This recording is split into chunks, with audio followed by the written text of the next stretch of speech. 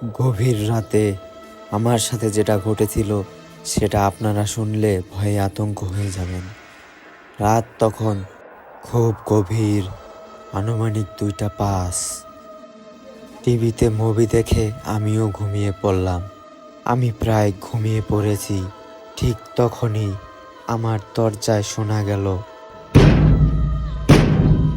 ঠক ঠক করে আওয়াজ। কে যেন দরজায় টোকা দিল। আমি কিছুটা আতঙ্ক হয়ে ঘুম থেকে লাফ দিয়ে উঠে পড়লাম। তারপরে গেলাম দরজা খুলতে। দরজা খোলার পর আমি যেটা দেখলাম তার জন্য আমি একদমই প্রস্তুত ছিলাম না।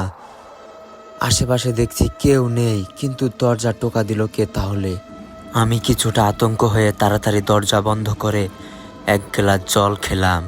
তারপর বিছানায় এসে আবারও শুয়ে পড়লাম। আমি ঘুমিয়ে পড়লাম, কিন্তু গভীর রাতে আমার ঘুম ভেঙে গেল। তারপর আমি বাথরুমে যাওয়ার জন্য বাহিরে চলে গেলাম। বাহিরে এসে দেখি একদম নিস্তব্ধ। যেদিকেই তাকাই শুধু দেখি অন্ধকার অন্ধকার। চারিপাশটা কেমন জানি নিস্তব্ধ হয়ে আছে, শুধু কল থেকে জল পড়ার শব্দ, টিপ টিপ টিপ। আমার কেন জানি মনে হচ্ছে আশেপাশে কেউ আছে। হঠাৎ চোখ গেল কলের উপর, কল থেকে জল পড়ছে। কিন্তু কল কে ছাড়লো? কল তো আমি ছাড়িনি। আমি কিছুটা ভয়ের সাথে আশেপাশে তাকালাম, কিন্তু কেউই নেই। তাহলে কলটা ছাড়লো কে? এরই মধ্যে হঠাৎ চোখে পড়লো একটা বিড়ালকে। বিড়ালটার চোখ ঝলমল করছিল, আবার বিড়ালটা উধাও হয়ে গেল এক নিমিষে। আমি তা দেখে ভয়ে তাড়াতাড়ি বাথরুমের দিকে এগোলাম বাথরুম করার জন্য। হঠাৎ চোখ গেল বাথরুমের কাছে থাকা বড়ই গাছটার উপর, কিন্তু কাউকেই দেখতে পেলাম না বড়ই গাছটার উপরে।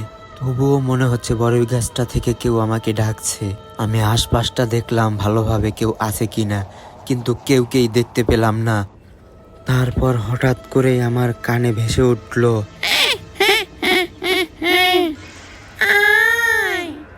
আমার কাছে আয়। এই কথা শুনে আমি খুবই ঘাবড়ে গেলাম।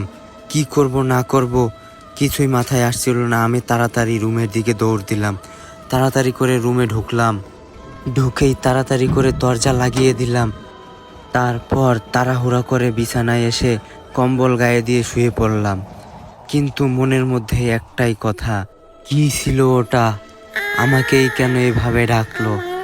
আমার মাথায় কিছুই কাজ করতেছে না। আমার খুবই ভয় লাগছে। কি হবে আমার সাথে? কি হতে চলেছে আমার সাথে? আমি কিছুই ভেবে উঠতে পারছি না। আমি খুবই ভয় পেয়ে গিয়েছিলাম, তাই বাবাকে জড়িয়ে ধরে ঘুমিয়ে পড়লাম।